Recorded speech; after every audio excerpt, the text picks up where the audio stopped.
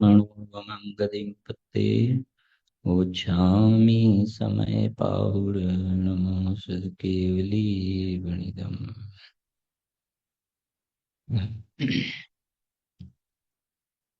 ભરત ક્ષેત્રના સમર્થાચાર્ય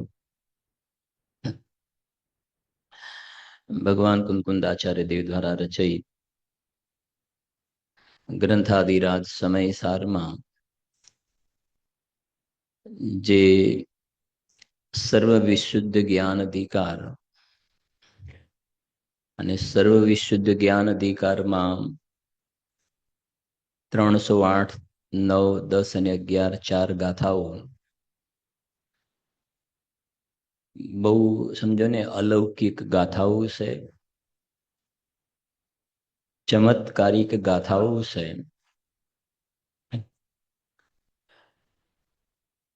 જે આપણે એનો 2 સ્વાધ્યાયની અંદર બીજા સ્વાધ્યાયમાં થોડીક વાત કરી હતી કે મૂળમાં એ 308 થી 11 ગાથાની અંદર 2 વાત કરી છે. આપણે બધા એક સૂત્ર તો સાંભળ્યું છે કે પ્રમાણની બહાર જવું નહીં અને પ્રમાણમાં અટકવું નહીં. તો પહેલો પાઠ તો આવે કે પ્રમાણની બહાર જવું નહીં, અને પછી બીજો પાઠ આવે પ્રમાણમાં અટકવું નહીં. પ્રમાણ એટલે શું? કે જે પ્રમાણનું દ્રવ્ય એટલે પર્યાય સહિતનું દ્રવ્ય. એક પ્રમાણનું દ્રવ્ય અને બીજું ત્રિકાળી દ્રવ્ય. તો પર્યાય સહિતનું દ્રવ્ય ગુણ પર્યાયવદ દ્રવ્યમ એ પ્રમાણનું દ્રવ્ય છે. અને સમય સાર છઠ્ઠી ગાથામાં પ્રમત્ત પણ નથી ને અપ્રમત્ત પણ નથી, બધી પર્યાયો બાજુમાં રહી ગઈ. એ ત્રિકાળી દ્રવ્ય છે જે સમ્યક દર્શનનો વિષય છે. એટલે આપણા જ્ઞાનની અંદર આટલી તો ક્લેરિટી હોવી જરૂરી છે. કેમ કે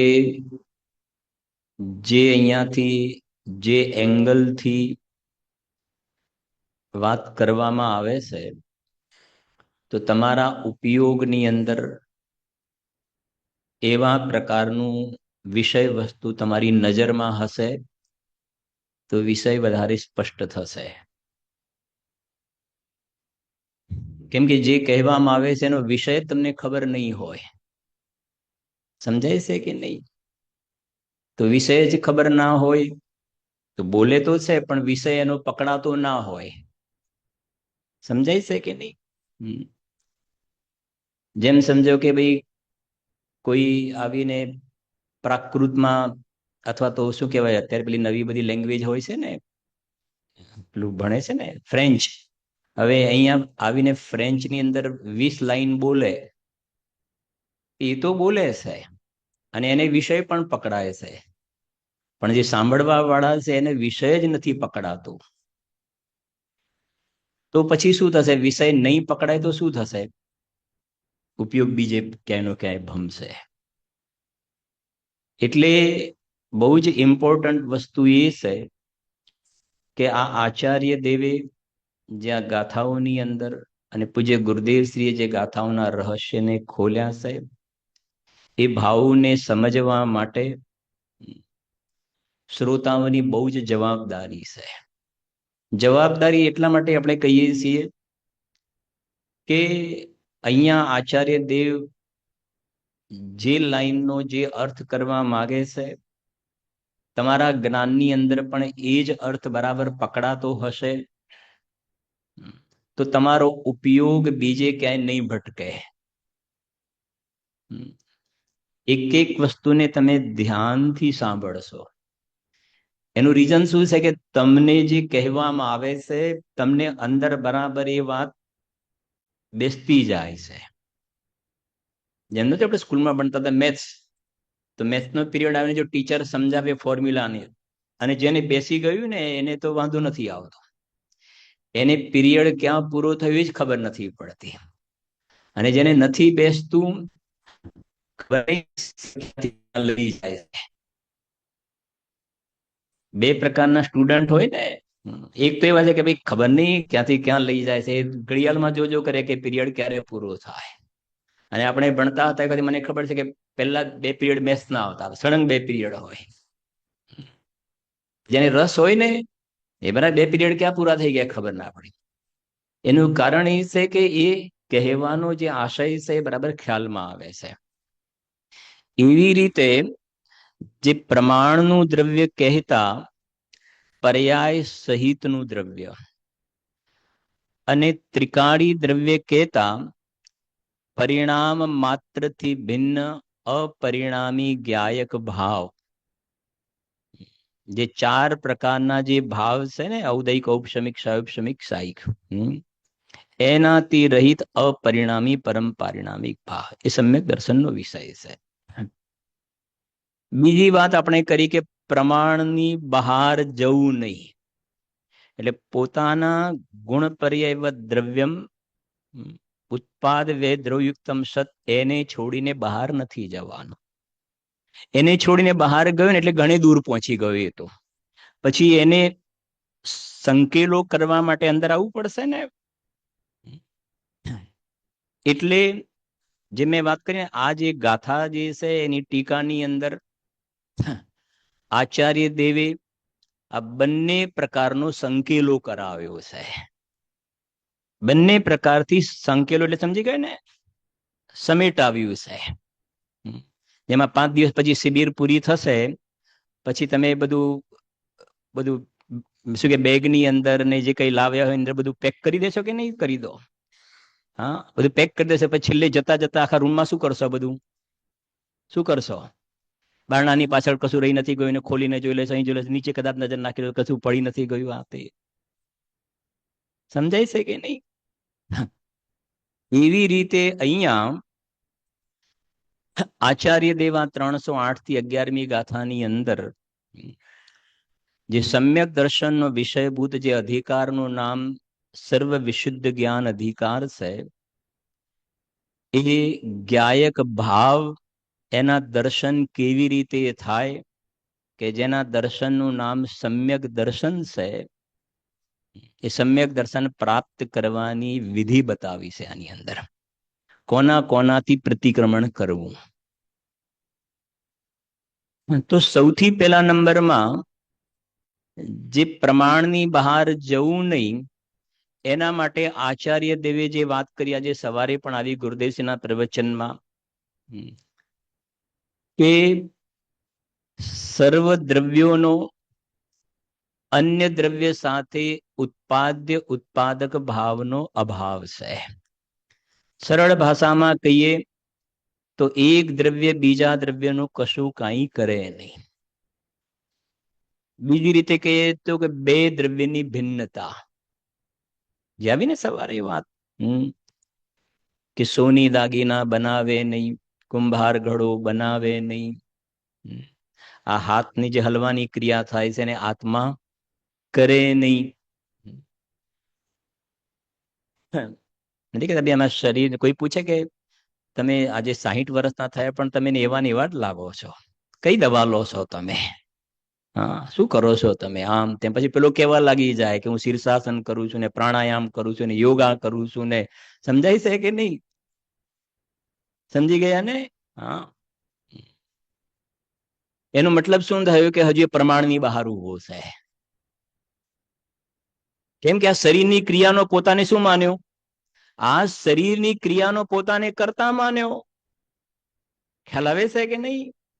અને પાછો બીજી પાસે અમે કહે ને ફાંકો મારતો હોય, હા, જે બીજી પાસે ડંફાસ મારતો હોય. હા, આજે 60 વર્ષ થયા નિજેશભાઈ, આપણે દવાખાનાનું પગથિયું નથી ચડ્યા. હેલ્થ કોન્શિયસ શું કહો છો? હા, સવારે ઉઠીને 2 ગ્લાસ પાણી પી લેવાનું. સમજાય છે કે નહીં? નૈના કોઠે સ્વાધ્યાય કરવાનું એવું નહીં. 2 ગ્લાસ પાણી પી લેવાનું, પછી આમ કરવાનું. આ પછી ખાવામાં હું ડાયટ કરું છું, અઠવાડિયામાં 1 દિવસ ભૂખ્યા રહેવાનું. આવું બધું કહેતો પછી એની આખી બધું તમે આટલું બોલે ને કે તમારું બહુ તમે એવા ને એવા લાગો છો એટલે બધું આખું એને પછી તમારે ચૂપ થઈ જવાની, બોલવાનું ચાલુ કરી દે બધું. હા હા. પછી બીજા દિવસે સમાચાર મળે કે ભાઈ એમને એકદમ એટેક આવ્યો છે અથવા તો આમ થયું છે, એમને હોસ્પિટલાઇઝ કર્યા છે, કિડનીનો પ્રોબ્લેમ થઈ ગયો છે. હમણાં જોયું હતું ને પેલું એક બધા વિડીયો જોયો હતો ને, નૃત્ય કરતા કરતા જ નીલાંજાના નૃત્ય વાળી જેવી જ ઘટના જોઈ ને. કોઈ બિલીવ કરે? સમજાય છે કે નહીં? હા. પહેલી વાત, આ 308 થી 11 ગાથાની અંદર સૌથી પહેલા નંબરમાં તો જે આચાર્યદેવ વાત કરી, દરેક દ્રવ્યને પોતાના પરિણામ સાથે તાદાત્મ્ય સંબંધ છે, પણ એક દ્રવ્યનો બીજા દ્રવ્યના પરિણામ સાથે તાદાત્મ્ય સંબંધ નથી. બરાબર સમજો ભાવ. આપણે અંદર આવીએ છીએ ને તો પેલા આટલું તો પાકું કરે. આ તો પેલાના જેવી વાત થઈ કે મેં ટામેટા ખાવાના છોડી દીધા છે પણ બટાકા ખાવાના ચાલુ છે. સમજાય? આખો ક્રમ જ ખોટો થઈ ગયો ને. તો આચાર્ય દેવે સૌથી પહેલા નંબરમાં તું આ જે બધા બહારના કાર્યો થાય છે, શરીરના ને પરદ્રવ્યના ને ઓફિસના ને ઘરના, સમજાય છે કે નહીં?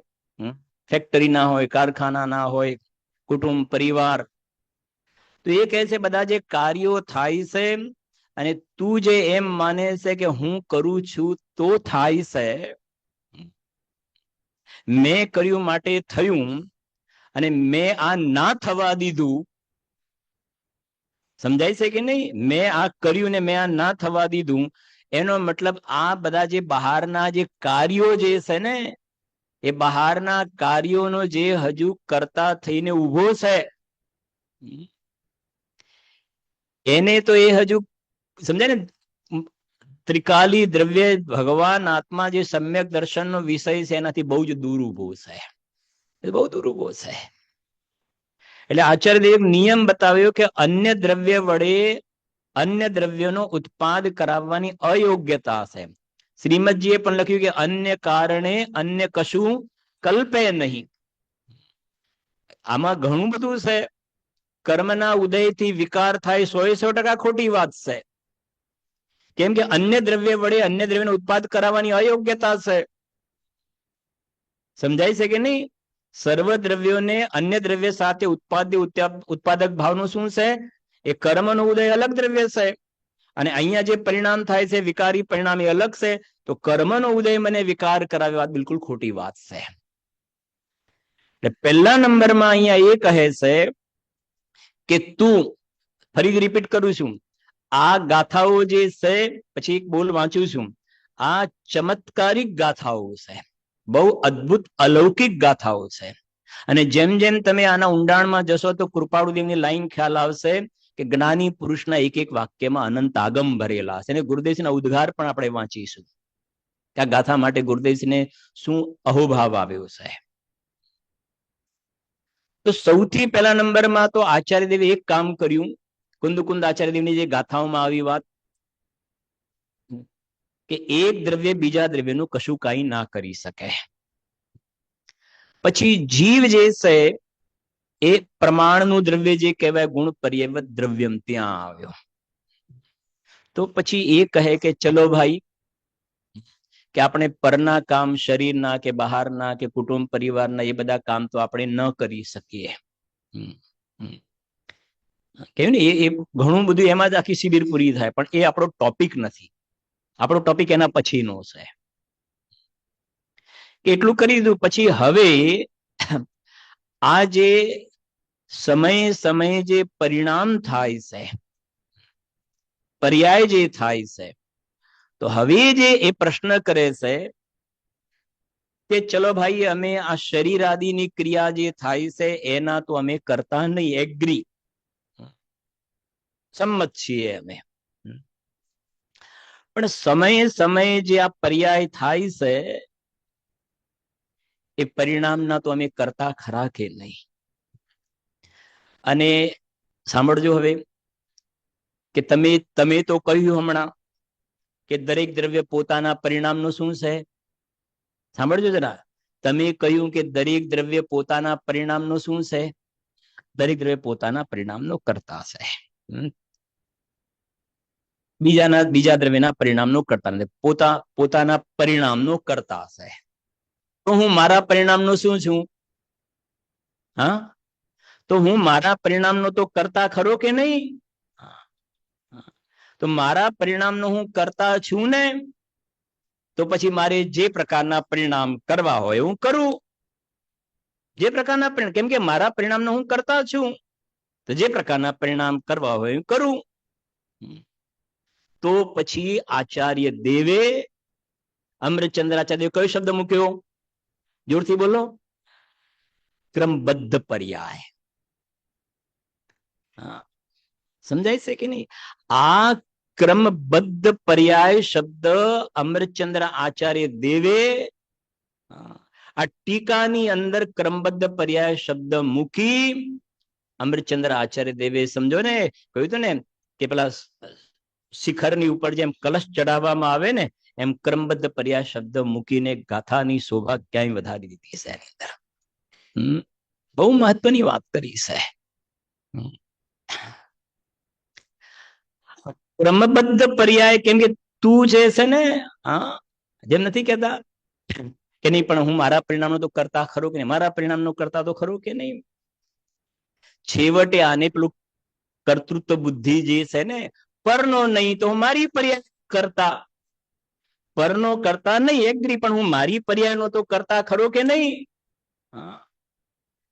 જેમ નથી કહેતા કે ભાઈ આપણા છોકરાઓ હવે મોટા થઈ ગયા બધા, આપણે બધા ઠેકાણે પડી ગયા છે કે હવે કે તમે શું કરો છો? તો કહે છે કે આ બાજુવાળા જે છે ને એ બંને જણા જોબ કરે છે, એટલે એમના છોકરાઓને રાખવાનું કામ કરું છું. એમના છોકરાઓ નાના છે, મારા છોકરાઓ શું થઈ ગયા? મારા છોકરાઓ મોટા થઈ ગયા. હવે મોટા થઈ ગયા કે હવે તમે શું કામ કરો છો? તમારા તો મોટા થઈ ગયા ને, હવે તમારા છોકરામાં કશું કરવાનું રહ્યું કે ના? મારા છોકરા નહીં તો મોટા થઈ ગયા, કે હવે શું કરો છો? કે બાજુવાળા જે છે બંને નોકરી જાય છે, એમના છોકરાઓ નાના છે, તો એમને રાખવાનું કામ કરીએ છીએ. સરવાળે લપ નહીં, લપ શબ્દ સમજી ગયા ને? હા, સરવાળે એ પાછું એનું એ તો રાખ્યું જાને. હા, અમારા નહીં તો પાડોશીના છોકરાને મોટા કરીએ છીએ. સમજાય છે કે નહીં? હા, એમ અહીંયા આમ પ્રમાણે કે પરના અમે કરતા નથી ને, તો પણ હવે અમે અમારી પર્યાયના કરતા છીએ. સરવાળે અંદરમાં પેલું પરદ્રવ્યનું જે કર્તૃત્વપણું હતું એ ત્યાંથી છૂટ્યો, તો અહીંયા એને પર્યાયની અંદર કર્તૃત્વપણું રાખ્યું. એ એમ કહે છે કે અમે અમારા પરિણામના કરતા, તો અમે અમારી પર્યાયની અંદર ફેરફાર કરી શકીએ કે ના કરી શકીએ? જેવી પર્યાય કરવી હોય એવી કરીએ. તો આચાર્ય દેવ કહે છે કે જો સાંભળો, તમે તમારી પર્યાયના કરતા છો એ વાત બરાબર છે, અન્ય દ્રવ્યની અપેક્ષાએ બતાવ્યા તમને, પણ કર્તાનો અર્થ એ પર્યાયના ક્રમનો તમે ફેરફાર કરી દો એવા તમે કરતા નથી. સમજાય છે કે નહીં શું કહ્યું? એમ પર્યાયનો જે પ્રવાહ ક્રમ છે, એ પર્યાયનો જે ક્રમ છે એ ક્રમની અંદર તમે ફેરફાર કરી દો. આ ક્રમબદ્ધ શબ્દ એ બતાવે છે કે પર્યાયનો જે ક્રમ છે એની અંદર ફેરફાર કરવા માટે પછી આપણે લઈશું કાર્તિકેયનું પરીક્ષાનો આધાર. ઇન્દ્ર કે જિનેન્દ્ર ભગવાન પણ એને ફેરફાર કરવા માટે શક્તિમાન નથી. સમજે દ્રષ્ટાંતથી કે જેમ તમારી પાસે કાર છે, ગાડી છે, બાજુવાળાની ગાડીના માલિક તો તમે નહીં, પણ તમારી ગાડીના તો તમે માલિક ખરા. અમે અમારી ગાડી, અચ્છા તમે તમારી ગાડીના માલિક છો એ વાત બરાબર છે, પણ 4 રસ્તા વચ્ચે તમારી ગાડી ઉભેલી હોય એટલે સિગ્નલ હોય, તો પછી એ ગાડીને ઉડાડીને પેલી બાજુ લઈ જવાય કે ના લઈ જવાય? ગાડીના માલિક કોણ છે? ગાડીના માલિક અમે છે. સાંભળ્યું જરા, માલિક છો એ વાત બરાબર છે, આપણે આ સમજવું છે. આ સમયે સમયે પર્યાય થઈ રહી છે, એક અપેક્ષાએ તમે એના માલિક છો એ બરાબર છે, પર્યાય અપેક્ષાએ તમે એના કરતા છો એ બરાબર છે, પણ તમે એવા કરતા નથી કે જે પર્યાય ન થવાની હોય ને એને કરી દો, અને જે પર્યાય થવા વાળી હોય એને ન થવા દો, અને ન થવા વાળી પર્યાયને તમે કરી દો, એવા તમે માલિક નથી. પર્યાયના ક્રમની અંદર તમે ફેરફાર કરી દો એવું તમારું સામર્થ્ય નથી, એવું વસ્તુનું સ્વરૂપ નથી. આમાં એ કહેવા માંગે છે, સમજજો. બીજું પણ દ્રષ્ટાંત આપું તમને એક, કે તમે જે ઘર બનાવો છો ને, તો ઘરની અંદર 2 બાજુ કે 3 બાજુ અમુક 10-10 ફૂટ જગ્યા છોડાવે છે ને સરકાર, જગ્યા છોડાવે, આ બાજુ 10 ફૂટ, આ બાજુ 10 ફૂટ, આ બાજુ 10 ફૂટ જગ્યા છોડાવે છે. પછી તમે ત્યાં કમ્પાઉન્ડ વોલ કરો છો, તો એ જે કમ્પાઉન્ડ વોલ કરીને જે 10-10 ફૂટ જે જગ્યા છોડી બધી બાજુ, એ જગ્યા કોની? દ્રષ્ટાંતમાં જગ્યા કોની? જગ્યાના માલિક કોણ? જગ્યાના માલિક અમે, તમે ને કે હા. તો પછી ત્યાં એક રૂમ બનાવી શકાય કે ના બની શકાય?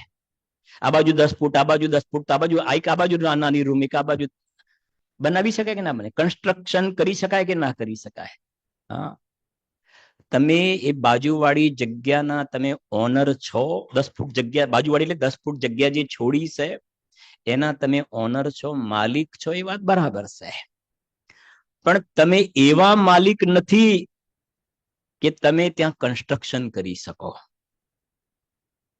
એવી રીતે આ સમયે સમયે થવા વાળી જે પર્યાય છે ને, એ પરિણમનની અપેક્ષાએ તમે એ પર્યાયના કરતા છો એ વાત બરાબર છે, એના ઓનર છો, એના માલિક છો એ બરાબર છે. પણ એના માલિક હોવા છતાં પણ જેમ ત્યાં પેલું કન્સ્ટ્રક્શન ન કરી શકાય, એમ તમે તમારી ઈચ્છા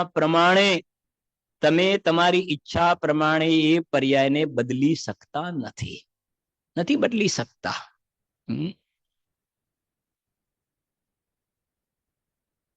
એમ કહીને હવે સમજજો, આ પર્યાયની સ્વતંત્રપણું બતાવીને, જેમ કેમ કે મેં પહેલા કહ્યું કે આ ગાથા જે છે ને એ સમ્યક દર્શનનો વિષય શુદ્ધાત્મા જે છે ને એ તમને હથેળીમાં બતાવે છે. ક્યાં રહ્યું શુદ્ધાત્મ તત્વ? અને તમે ખોટી જગ્યાએ ઉભા છો, બ્રહ્મમાં ઉભા છો. ભ્રમ કઢાવે છે આ ગાથા. નથી કહેતા ભ્રમ ભાજે ભગવાન. અને ભ્રમ 2 જાતિનો રહ્યો છે. એક તો બધા પરના કામો હું કરું છું, બહારના કામો હું કરું છું, એ ભ્રમ છે. અને બીજો ભ્રમ જે છે ને, આ સમય જે પર્યાય થાય છે એનો કરતા ભોગતા હું છું. આ ક્રમબદ્ધ પર્યાયની અંદર જીવને લોજિક દ્વારા, ન્યાય દ્વારા એને સમજાવવામાં આવે છે. આપણે સમજીશું આખી વાત. જે સમય સારની જે 5 નંબરની ગાથા છે ને, 5 નંબરની ગાથા, એની અંદર એક વાત લખી છે. શું લખી છે? પેલું આગમનું સેવન, પછી શું લખ્યું છે? યુક્તિનું અવલંબન. બરાબર છે ને? પરપર ગુરુનો ઉપદેશ સ્વાનુભવથી પ્રમાણ. સૌથી પહેલા આપણે લોજિકથી, ન્યાયથી આ વાત સમજીએ કે આ અનાદિ અનંત જે કાળની જે બધી પર્યાયો જે છે, 3 કાળની પર્યાયો જે છે, એની અંદર તું ફેરફાર કરી શકે કે ન કરી શકે. કેમ કે જ્યાં સુધી, સમજજો, જ્યાં સુધી એના માઇન્ડમાં, દિમાગમાં એક ક્લિયર નહીં થાય કે મારું પરમાં કશું ચાલતું નથી, એક વાત, પરમાં કશું નથી. અને બીજા નંબરમાં આ પર્યાય ઉપર તારી જે નજર છે, પર્યાય ઉપર નજર, કેમ કે અહીંયા ક્રમબદ્ધ પર્યાયમાં, સમજજો, આ ક્રમબદ્ધ પર્યાયના સિદ્ધાંતમાં પર્યાય ઉપરથી નજર છોડાવી અને દ્રવ્ય ઉપર નજર લઈ જવી છે. ફરીથી રિપીટ કરું છું. આ ક્રમબદ્ધ પર્યાયના સિદ્ધાંતમાં આ ક્ષણિક પર્યાય ઉપર આની નજર છે, ત્યાંથી દ્રષ્ટિ હટાવી, એ પર્યાય ઉપર દ્રષ્ટિ છે તો મિથ્યા દ્રષ્ટિ છે, ત્યાંથી દ્રષ્ટિ હટાવી અને ત્રિકાલી દ્રવ્ય ઉપર દ્રષ્ટિ લઈ જવાનું પ્રયોજન છે. પણ હવે અનાદિકાળથી આ જીવની નજર આ પર્યાય ઉપર ચોંટેલી છે. પરના તો નહીં ચલો કરતા, પણ આ પર્યાય ઉપર એની જે નજર ચોંટેલી છે, તો જે 5મી ગાથામાં કહ્યું કે આગમનું સેવન યુક્તિના અવલંબન દ્વારા વિકલ્પાત્મક જ્ઞાનમાં, ધારણા જ્ઞાનમાં પહેલા આ વિકલ્પ વાળા જ્ઞાનમાં એને સ્પષ્ટ ક્લિયર થઈ જાય કે આ જે પર્યાયોનો જે પ્રવાહ ક્રમ જે છે ને, એમાં મારું કશું જ બિલકુલ ચાલતું નથી. તો જીવ મફતનો ભાર લઈને ફરે છે. કેમ કે આ ગાથાઓની અંદર શું કરવું છે? મેઇન તો જે મફતનો કામ વગરનો ભાર લઈને ફરી રહ્યો છે. સમજાય છે કે નહીં? કેમ કે બહારના જે કાર્યો થાય છે એને પણ તારા વિકલ્પની આવશ્યકતા નથી, અને સમયે સમયે જે પર્યાય પરિણામ જે થાય છે એનો પણ તારે ભાર લઈને ફરવાની જરૂર નથી. કેમ કે તું વિકલ્પ કરીશ તો પણ જે પર્યાય થવાની હશે તે જ થશે, નહીં કરીશ તો પણ જે થવાની હશે તે જ થશે. એ પર્યાયને એના કાળમાં પ્રગટ થવા માટે તારા વિકલ્પની કોઈ જરૂરિયાત નથી.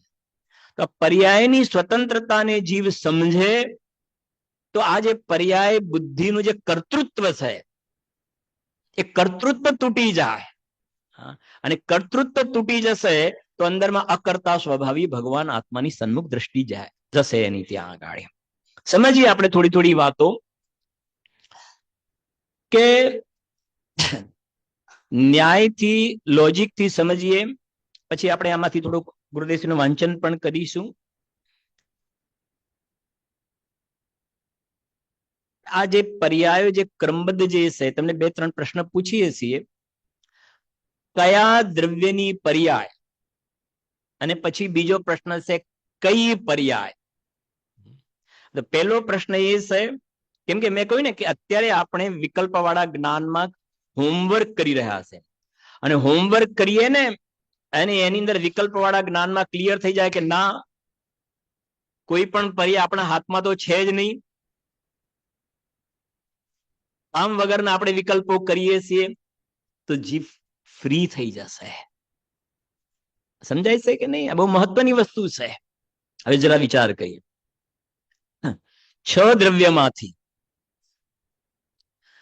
કયા દ્રવ્યની પર્યાય ક્રમબદ્ધ થાય ને કયા દ્રવ્યની પર્યાય અક્રમે થાય? 6 દ્રવ્યમાંથી એક જીવ દ્રવ્ય છે, અને પેલામાં 5માં અજીવ દ્રવ્ય લઈ લઈએ, બરાબર? 5માં અજીવ એના રિપ્રેઝેન્ટેટિવ તરીકે. આમાંથી એક જીવ દ્રવ્ય છે ને બીજું અજીવ દ્રવ્ય છે. આમાંથી કયા દ્રવ્યોની પર્યાય ક્રમબદ્ધ થાય ને કયા દ્રવ્યની પર્યાય અક્રમે થાય? હા, બધા દ્રવ્યોની ક્લિયર, બરાબર છે? બધા જ દ્રવ્યોની પર્યાય ક્રમબદ્ધ થાય. કેમ કે કોઈ એમ કહે કે જીવ તો જાણનાર દેખનાર છે.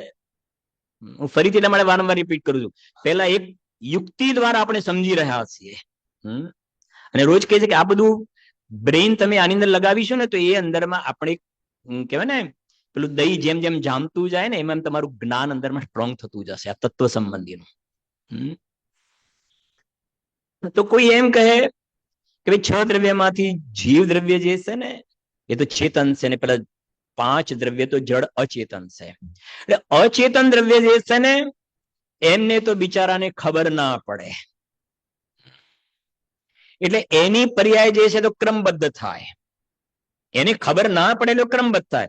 પણ આપણે તો જાણનાર છે, ખબર છે, ખબર પડે ને, એટલે આપણે કઈ પર્યાય કરવી ને કઈ ના કરવી.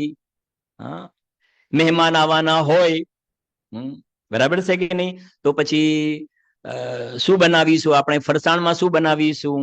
તો કે છે ખમણ, કે ના એ તો મહિના પહેલા આવ્યા હતા એ વખતે આપણે ખમણ તો એ જ વખતે ખમણ જ બનાવ્યા હતા, એ જ મહેમાન ફરી આવવાના છે.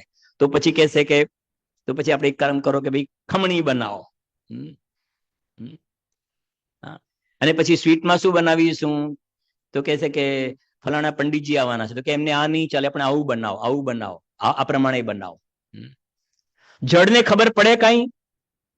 જડને ખબર પડે, જડને ખબર ના પડે. અને આપણે કયું દ્રવ્ય છીએ? ચેતન દ્રવ્ય. તો આપણે જે આ બધી જે પર્યાયો જે થાય છે ને, એ આપણા હાથમાં ખરી કે નહીં? હા, સમજાય છે ને? હા, હવે આપણે ઓપરેશનના ટેબલ ઉપર આવી ગયા છીએ. હા, જડને તો આપણને તો ખબર પડે. તો આપણને ખબર પડે તો પછી આપણા હાથમાં કઈ પર્યાય લાવવી ને કઈ પર્યાય નહીં લાવવી આપણા હાથમાં છે ના. પેલું તો મફતમાં માને છે. એટલે આ સિદ્ધાંત એ બતાવે છે કે ચાહે, કેમ કે આ ગાથાની અંદર શરૂઆત જ લખી છે, પ્રથમ તો જીવ કર્મ નિયમિત એવા પોતાના પરિણામોથી ઉપજતો થકો જીવ જ છે. અને પછી શું લખ્યું? અને અજીવ પણ ક્રમબદ્ધ એવા પોતાના પરિણામથી ઉપજતો થકો અજીવત છે. એટલે આ એક ક્લિયર થઈ ગયું. આપણે પ્રશ્ન પહેલો આ હતો કે કોની કોની પછી કઈ કઈ. અત્યારે કોની કોની વાત ચાલે છે. કોની પર્યાયો ક્રમબદ્ધ હોય ને કોની પર્યાયો અક્રમે થાય. તો વાત થઈ ગઈ, જીવ દ્રવ્ય હોય કે અજીવ દ્રવ્ય હોય, દરેકની પર્યાય ક્રમબદ્ધ થાય છે. બરાબર. પછી તમે ઘરે જઈને રૂમ પર એક લખી રાખજો, કેમ કે ધીરે ધીરે આપણે એક એક સ્ટેપ આગળ વધીશું. એક વાત. બીજી વાત, કોની વાત ચાલે છે હવે? સર્વજ્ઞ ભગવાનની પર્યાય ક્રમબદ્ધ કે છદ્મસની પર્યાય ક્રમબદ્ધ? કોની પર્યાય ક્રમબદ્ધ? સર્વજ્ઞ ભગવાનની પર્યાય ક્રમબદ્ધ કે છદ્મસની? જો સર્વજ્ઞ ભગવાનના જ્ઞાનમાં બધું જણાય કે ના જણાય? ભગવાનના જ્ઞાનમાં તો બધું જ જણાય. એટલે ભગવાનના જ્ઞાનના હિસાબે જરા જોઈએ તો બધું ક્રમબદ્ધ છે, કેમ કે એમને બધું જણાય છે. પણ છદ્મસ્ત જે છે એના હિસાબે પર્યાયો ક્રમબદ્ધ કે અક્રમે? આપણે શેમાં આવીએ? જોરથી બોલજો જરાક. હા, આપણે શેમાં આવીએ? પેલા એટલું કહું છું, પર્યાય હિસાબે છદ્મસ્તમાં. સર્વજ્ઞમાં ના આવીએ ને અત્યારે, પર્યાય છદ્મસ્તમાં આવીએ, સર્વજ્ઞમાં ના આવીએ. બરાબર છે કે નહીં? તો સર્વજ્ઞ ભગવાનની અપેક્ષાએ તો પર્યાય બધી ક્રમબદ્ધ, કેમ કે એમને બધું જણાય છે. અને છદ્મસની અપેક્ષાએ જરાક વિચાર કરીએ તો છદ્મસને તો બધું જણાવવાનું બાકી છે. એટલે છદ્મસની અપેક્ષાએ પર્યાયો અક્રમે અને સર્વજ્ઞની અપેક્ષાએ ક્રમબદ્ધ. આ બરાબર છે કે છે કે ના? કેમ? કેમ કે આ જે પદાર્થોની જે ક્રમબદ્ધ પર્યાય જે છે ને, એ વસ્તુનું સ્વરૂપ છે. વસ્તુનું સ્વરૂપ કોઈના માટે જુદું હોય અને બીજા કોઈના માટે જુદું હોય એમ નથી હોતું. કેવડી ભગવાન માટે ક્રમબદ્ધ, કેમ કે એમને જણાય છે બધું. અને છદ્મસને નથી જણાતું માટે અક્રમે. તો કહે છે કે ના, આ ક્રમબદ્ધ એ તો વસ્તુનું સ્વરૂપ છે. ખાસ આ સમજવાનું છે, વસ્તુનું સ્વરૂપ છે. આ પ્રમાણે ક્રમબદ્ધ પરિણમન થવું એ વસ્તુનો સ્વભાવ છે. એમાં કેવલી ભગવાનને જણાય ને છદ્મસને ન જણાય, તો કેવલી માટે ક્રમબદ્ધ ને છદ્મસને માટે અક્રમ એવું નથી. તો બે વાત થઈ આપણી પાસે, કોની પર્યાય ક્રમબદ્ધ ને કોની અક્રમે. તો પહેલી વાત કરી કે જીવ હોય કે અજીવ હોય, બધાની ક્રમબદ્ધ જ હોય. બીજા નંબરમાં છદ્મસ્ત હોય કે સર્વજ્ઞ હોય, બધાની પર્યાય ક્રમબદ્ધ જ હોય. ઓકે. હવે કઈ પર્યાય હવે બદલાય છે? કઈ પર્યાય ક્રમબદ્ધ અને કઈ પર્યાય અક્રમે? હા, સાંભળો સાંભળો સાંભળો. બુદ્ધિપૂર્વકની પર્યાય અને અબુદ્ધિપૂર્વકની પર્યાય. પર્યાય ક્રમબદ્ધ. અબુદ્ધિપૂર્વકની એટલે તમને સમજાવું ને જરાક, કેમ કે ઘણાની બુદ્ધિમાં નાય પકડાયું હોય. અબુદ્ધિપૂર્વકની પર્યાય એટલે શું? રાત્રે તમે સુઈ ગયા છો, સવારે ઉઠ્યા તો રાત્રે પર્યાયો ચાલી હશે કે નહીં ચાલી હોય? કે દ્રવ્ય બંધ થઈ ગયું, રજા લીધું હશે? રાત્રે પર્યાયો ચાલુ હશે ને? ઓકે, બરાબર છે કે નહીં? અચ્છા, એ તમને જ્ઞાનમાં પકડાઈ નહીં એટલે એ બધી પર્યાયો શેમાં ગઈ? અબુદ્ધિપૂર્વકમાં. એ બધી પર્યાયો અબુદ્ધિપૂર્વકમાં ગઈ. અને સવારે ઉઠ્યા એટલે પછી સમજાય છે કે નહીં, ઝાડુ લગાવવાનું છે, પછી આ કરવાનું છે, પછી આ કરવાનું છે, પછી પેલા આ બનાવી દો, પછી આ બનાવી દો, પછી તૈયાર થઈ જવાનું જલ્દી, ત્યાં અષ્ટાનિકા શરૂ થાય છે, પછી આમ જવાનું છે, પછી પેલા આ પતાવીને આ કરવાનું છે. તો એ બધું તમને જે બધા વિકલ્પો આવે છે ને, એ તમને જ્ઞાનમાં પકડાય છે કે નથી પકડાતા? જે વિકલ્પો આવે છે કે ભાઈ પ્રવચન ને બધું પૂરું થઈ જાય પછી શાક લઈને ઘરે જવાનું, પછી ફરી જવું પડશે, એ બધું તમને ખ્યાલ આવે છે. એ બધી પર્યાયો કઈ? બુદ્ધિપૂર્વકની. બુદ્ધિપૂર્વક. આ બે પેલા ભાવ સમજો. મેં પહેલા એટલા માટે કહ્યું જરાક ફ્રેમવર્ક બરાબર સમજજો. અત્યારે આપણે એનાલિસિસ કરી રહ્યા છીએ આખું, અને તને બરાબર તને વાત અંદર દિમાગમાં બેસી જવી જોઈએ. કેમ કે આ અંદરમાં દિમાગમાં ઉતરશે ને તો આ કરતાપણાનો મફતનો બધો ભાર લઈને ફરે છે ને, એ મિથ્યાત્વ અને અનંતાનુબંધીનો ભાર નીકળી જશે ને તું ભગવાનનો લઘુનંદન બની જઈશ. આ ગાથાઓ એની છે. હા, સમજાય છે ને? જો હું મારી વાત અત્યારે પછી કરું છું, પણ પહેલા તમને મને આ ખાસ બતાવી દઉં. પૂજ્ય ગુરુદેવ શ્રીના જ્ઞાન સ્વભાવ અને જ્ઞેય સ્વભાવ ખાસ હું તમને રિક્વેસ્ટ કરું છું, દરેક ઘરે જઈને, કેમ કે આ શિબિરોની અંદર તો થોડો ઈશારા આવે, ઘરે જઈને તમે આ પ્રવચનો પૂરેપૂરા વાંચજો. આખા પહેલી છેલ્લે સુધી વાંચજો, 2 વાર 3 વાર વાંચજો, અને ગુરુદેવના ઉદ્ગાર જોજો. અને એ સિવાય બીજું એક નય પ્રજ્ઞાપન નામનો ગ્રંથ છે, એને હું પછી યાદ કરાવી. પણ અત્યારે આ નિકાલના ભૈયાઓ પછી હું આપણી વાતને કન્ટિન્યુ કરું છું પાછી. પણ અત્યારે મને જે પેલો ભાવ આવ્યો છે ને, આ ગુરુદેવ શ્રીના ઉદ્ગાર તમે જોશો તો ખ્યાલ આવશે.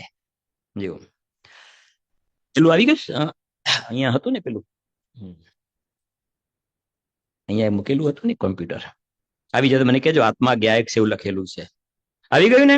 સાંભળજો જરાક, હું વાંચીશ ખાલી.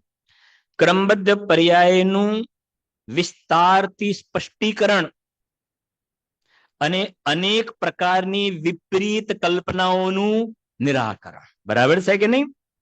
હવે એની અંતર્ગત નીચે વાંચું છું. પૂજ્ય ગુરુદેવ શ્રીએ આ પ્રવચનોમાં સળંગપણે એક બાબત ઉપર ખાસ ભાર મૂક્યો છે કે જ્ઞાયક સામે, એટલે સમ્યક દર્શનનો વિષય, એની સામે નજર રાખીને જ આ ક્રમબદ્ધ પર્યાયનો યથાર્થ નિર્ણય થાય છે. સમજાય છે કે નહીં? શું લખ્યું છે? જ્ઞાયક સામે નજર રાખીને જ આ ક્રમબદ્ધ પર્યાયનો નિર્ણય થાય છે. પછી આમાં આવશે જ્ઞાયક સામે નજર રાખીને ક્રમબદ્ધ પર્યાયનો નિર્ણય થાય છે. અને બીજી રીતે કહીએ, ક્રમબદ્ધ પર્યાયના નિર્ણયનું ફળ જ્ઞાયકની સામે દ્રષ્ટિ જવી. બરાબર સમજજો જરાક.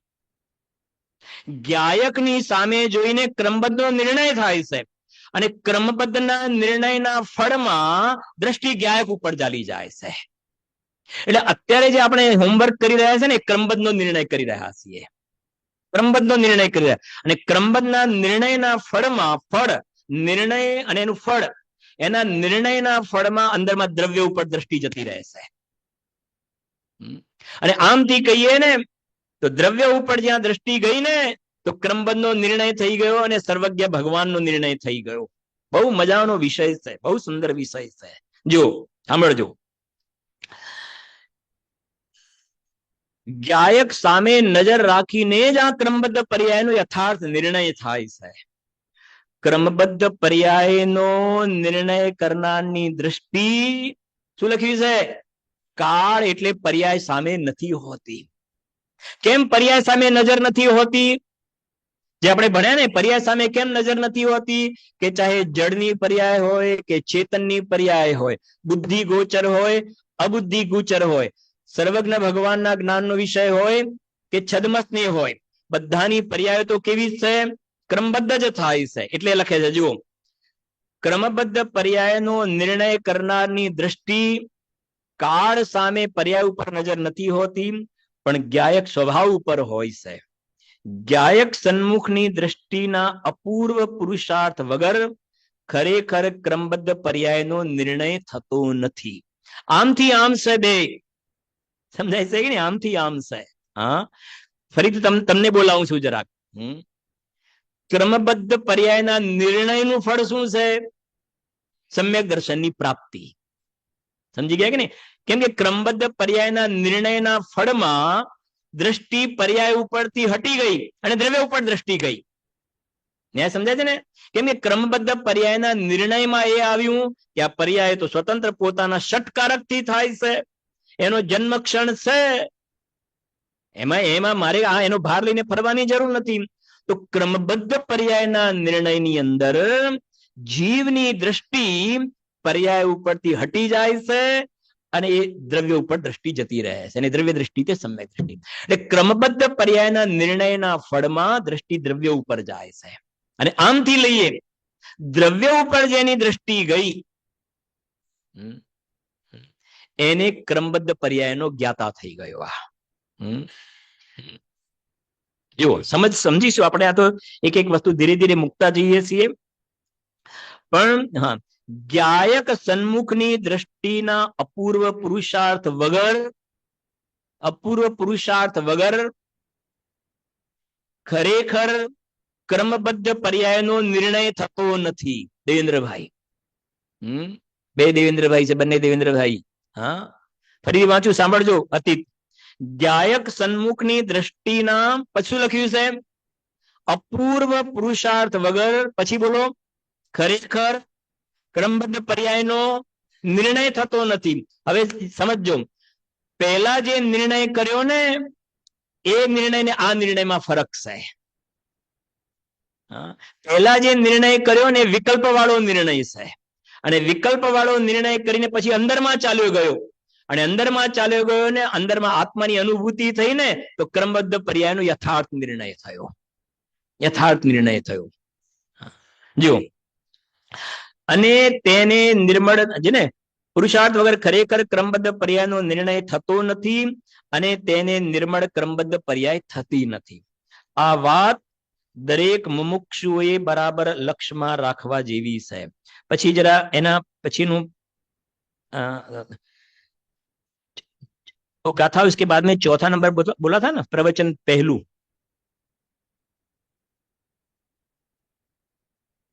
आ गया? उसके बाद ही दो पेज के बाद में, 2-3 पेज के बाद में 1 नंबर लिखा है ना.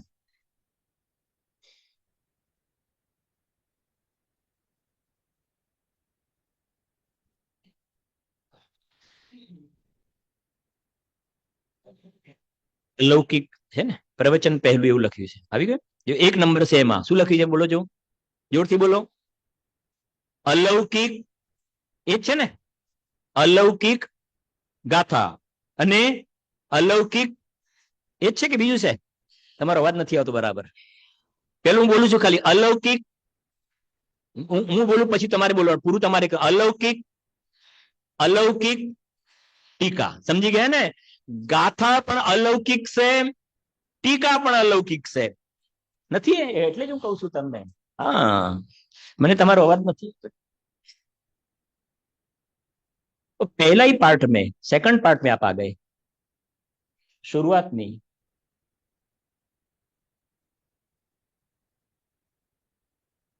स्टार्टिंग में जो निकाला था ना, पहला ही पेज, दूसरा तीसरा पेज, चौथा पेज शुरुआत से, स्टार्टिंग से चौथा पेज, पेज नंबर 4. हाँ बस बस बस. हाँ, तो તમે કેમ હા હા કરતા હતા કેમ? હા, જો સાંભળો 1 નંબર, જો સાંભળો. હા, હવે બોલજો. હા, કેમ કે મેં કહ્યું મને કાનની તકલીફ છે, એટલે મને એવું લાગે મારે તમે બોલો પણ મને સાંભળવાની તકલીફ છે, પણ ક્લિયર થઈ ગયું. જો સાંભળજો. નંબર 1, હવે હું અલૌકિક પછી તમારે બોલવાનું. અલૌકિક, હવે જો ફરક પડી ગયો ને આખો. હા, મેં હમણાં શરૂઆતમાં કહ્યું ને કે જે કહેવામાં આવે છે એમાં તમારો ઉપયોગ લાગે ને તો એનો ચામ અલગ આવે છે. અલૌકિક ગાથા, અલૌકિક ટીકા છે, આ ગુરુદેવના ઉદ્ગાર છે. અલૌકિક ગાથા એની અંદર 2 દ્રવ્ય વચ્ચેનું ભેદ જ્ઞાન કરાવી દીધું, 2 દ્રવ્ય વચ્ચે. અને અલૌકિક ટીકા એની અંદર આ પર્યાયના કર્તાપણાનો ભાર તોડાવીને અકર્તા સ્વભાવી આત્માની અનુભૂતિ. અલૌકિક ટીકાની અંદર ક્રમબદ્ધ પર્યાય શબ્દ આવે, ક્રમબદ્ધ, એટલા માટે અલૌકિક ટીકા. ગાથાનો ભાવ તો ખરો, પણ ટીકાની અંદર એ અલૌકિક. હવે વાંચું જરા, સાંભળજો. આ અલૌકિક ગાથાઓ છે, અને અમૃતચંદ્ર આચાર્ય દેવે ટીકા પણ એવી જ અલૌકિક કરી છે. ટીકામાં હવે આવ્યું આ શું લખ્યું છે બોલો જો. ક્રમબદ્ધ પર્યાયની વાત કરીને તો આચાર્ય દેવે જૈન શાસનનો નિયમ અને જૈન દર્શનનું રહસ્ય ગોઠવ્યું છે કે નહીં? હા, આખું જૈન દર્શનનું રહસ્ય બતાવી દીધું છે આની અંદર. હા, ભગવાન આત્માનો જ્ઞાયક સ્વભાવ છે. તે તો જ્ઞાતા દ્રષ્ટાપણાનું જ કાર્ય કરે છે. ક્યાંય ફેરફાર કરે એવો તેનો સ્વભાવ નથી. ક્યાંયમાં શું લેવાનું? પરમાય નહીં અને પર્યાયમાં પણ નહીં. ક્યાંય ફેરફાર ના કરે. પરમાય નહીં અને પોતાની પર્યાયમાં પણ ફેરફાર કરે એવો આત્માનો સ્વભાવ જ નથી. આ બાજુ આત્માનો સ્વભાવ નથી અને આ બાજુ વસ્તુનું સ્વરૂપ આ પ્રમાણે છે. જો ભગવાન આત્માનો જ્ઞાયક સ્વભાવ છે. તે તો જ્ઞાતા દ્રષ્ટાપણાનું જ કાર્ય કરે છે. ક્યાંય ફેરફાર કરે એવો તેનો સ્વભાવ નથી. અને બહારમાં કહ્યું ને ક્યાંય ફેરફાર થાય સામે એવું વસ્તુનું સ્વરૂપ પણ નથી ત્યાં આગળ. જો ને રાગને પણ ફેરવવાનો તેનો સ્વભાવ નથી. રાગનો પણ તે જ્ઞાયક છે. જીવ અને અજીવ બધા પદાર્થોની ત્રણેય કાળની અવસ્થા શું લખ્યું છે? ક્રમબદ્ધ થાય છે. આત્મા તો એનો શું છે? માત્ર જ્ઞાયક છે. આવો જ્ઞાયક આત્મા તે શું લખ્યું છે? સમ્યક દર્શનનો વિષય છે. એટલે કે આ ગાથાની અંદર પરથી અને પરિણામથી ભિન્ન અંદરમાં શુદ્ધાત્મ તત્વ બતાવ્યું છે. તું જોઈ લે, સમજાય છે કે નહીં? એ કેવું છે? 2 મિનિટમાં પૂરું કરીએ છીએ, 2-3 મિનિટમાં. કેટલું સરળ! અલૌકિક ગાથા અને અલૌકિક ટીકા શબ્દ લખ્યા છે ને.